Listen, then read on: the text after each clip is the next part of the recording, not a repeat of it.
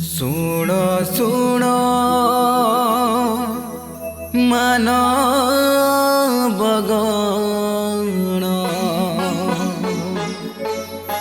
आनंदर बारत सुन।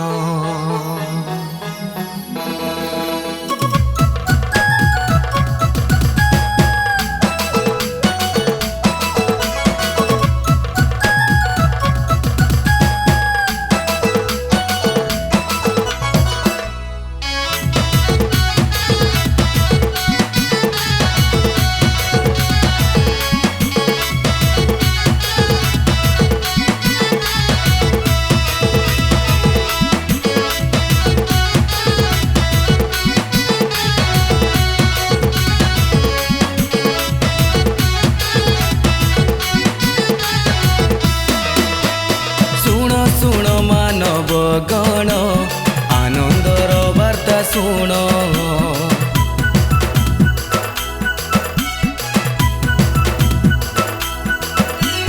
सुन सुन मानवगण आनंदर वार्ता सुन। सुन सुन मानवगण आनंदर वार्ता सुन। फुटिछि आजि सरग फूल बसनतार महामूल्य।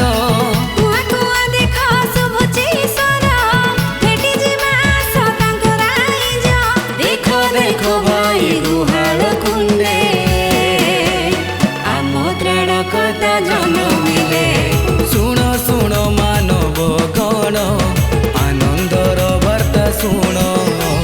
सुन सुन मानवगण आनंदर वार्ता सुन।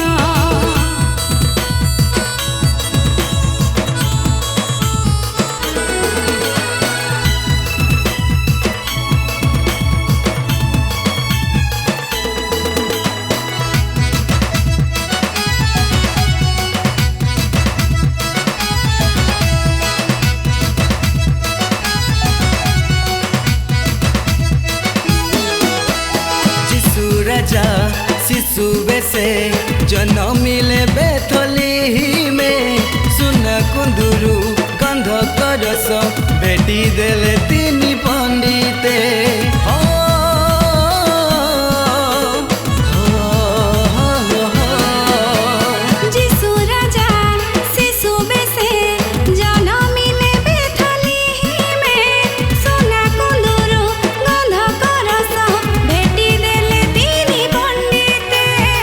पुलकित आज सारा जगत आनंदित देख सब मानव। पुलकित आज सारा जगत आनंदित देख सब मानव। गाओ गाओ सबे हालेलुया आनंद रे गाओ हालेलुया। सुन सुन मानवगण आनंदर वार्ता सुन। सुन सुन मानवगण आनंदर वार्ता सुन।